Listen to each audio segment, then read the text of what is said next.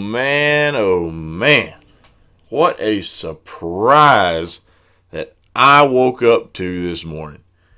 I got on Twitter and I saw a notification and I said, "You've got to be kidding me.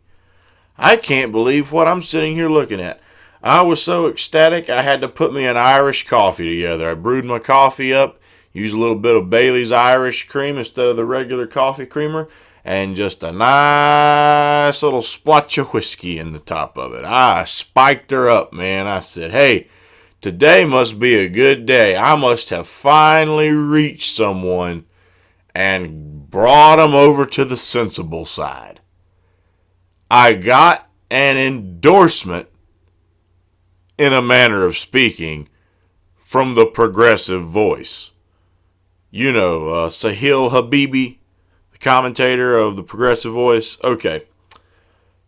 If you have no clue what I'm talking about, let me take just a moment and put something up on your screen for you to see. Okay, so now that you see what's on the screen here, obviously you can go ahead and start reading it for yourselves here if you want to. But just to give you some context here, a Twitter follower of mine named the Independent Progressive retweeted a link out to my video where I was explaining just how wrong Mr. Habibi on the Progressive Voice was, and the fact that Tulsi Gabbard has no chance. Now, I'll say again, just because this happened in the past and just because this has happened in history, by no means am I saying it's going to happen this time. Obviously, I hope it does.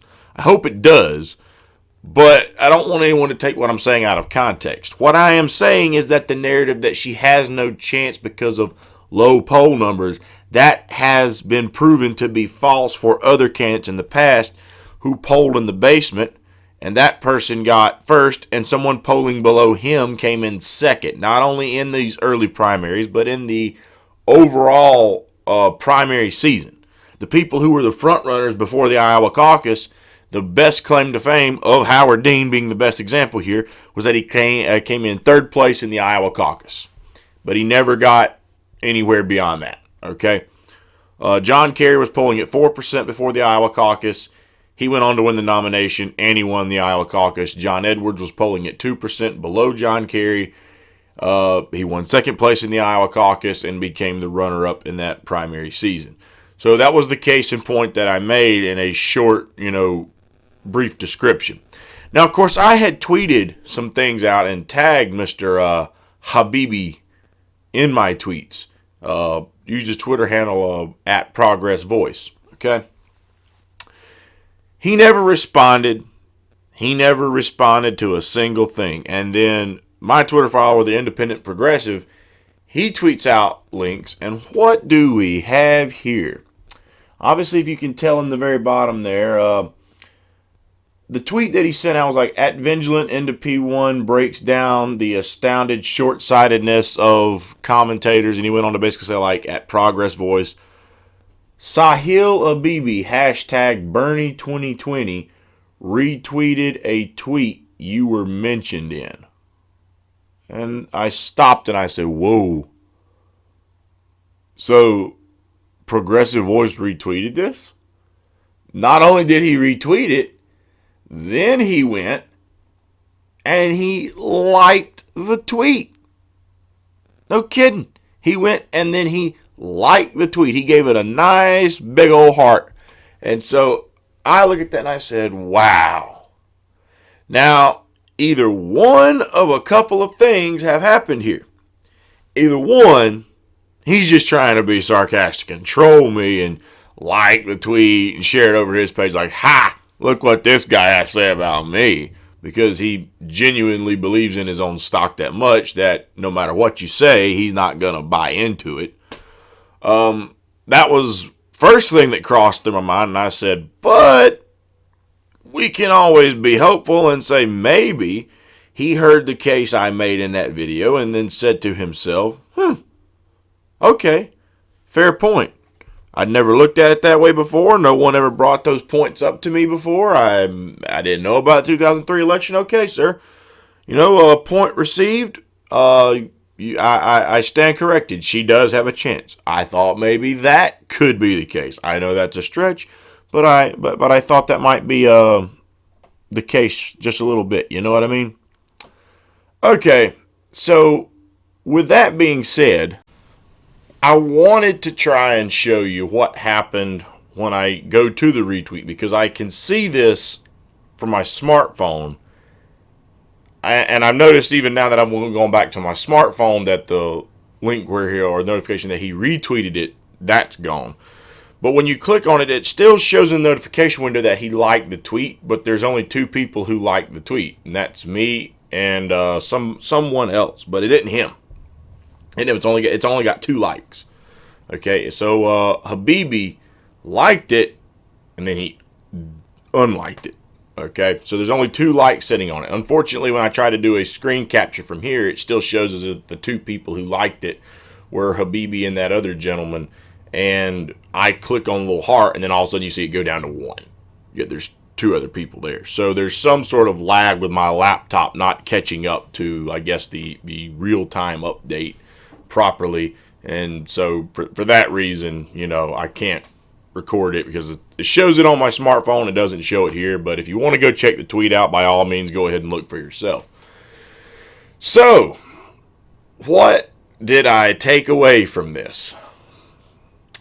Pretty much, leave it to a voter-shaming burner to be the one to go and retract an endorsement from someone.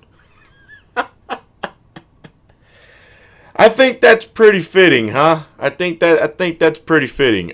Remember what one of my 2 suspicions about Bernie Sanders was, why he retracted his endorsement of Cenk Uygur. And that was either 1, he had no spine, and that he's continuing to be a rollover puppy dog for the DNC and the establishment. Every time they wag a little treat in front of his face, he rolls over and wants a belly rub now.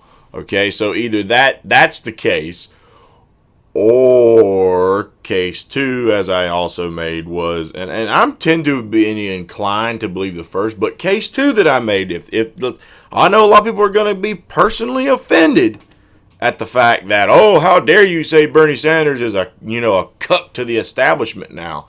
Okay, if you don't like that theory, then there's one other one, and that is he didn't do his homework on Cenk Uygur before he endorsed him. In other words, he threw his endorsement behind someone whom he's done a couple of interviews with, has heard some of the things he said, but didn't do a proper research on, okay, who am I throwing my support behind? I'm just throwing my support behind them, in which case that makes Bernie look like a lazy, nincompoop who doesn't do his homework on the people he wants to throw his name out there behind. That's how you get your name tarnished. I learned that lesson a long time ago. Okay, people that I thought were friends, I recommend them for a job, and then they get in there and make a mess, and it makes me look like crap afterwards. So, I mean, even a guy at 23 years old knows better than just go throw your name out there behind someone willy-nilly. So if you're a United States Senator running for president and you don't have enough sense to properly know, everything that's out there available for the people to know, if you do some research, and you didn't do that, and you threw your name behind them, that doesn't look good for you either, okay? And what's the irony of that second theory? Seems to me like that's exactly what happened here with Mr. Habibi. Because that guy was very... And here's the problem I have with that. If that's true, and he just didn't know who I was, never watched my video... Of course, I'm assuming that he thought it not necessary to mute or block me because I don't have a flower emoji after my Twitter handle. Remember, his specific instructions, you got to just ignore those people. Just block them and pretend they don't exist. So, since I didn't have a flower emoji after my Twitter handle, I must be someone legit, huh? So anyway, the guy was very clear in his tweet that I was exposing your short-sightedness. So what did you do? Just not read the tweet, saw something about another YouTuber and thought it had to be good because you're just that great of a YouTube creator? So you smash that little heart, and then you retweeted. So be like, yeah, look at this. Other YouTubers covered me. I'm doing good. I'm doing great. I go on, Anna Kasparian show and get interviews from Anna Kasparian. I'm doing great. And I learned something else about this guy that I did not know recently either.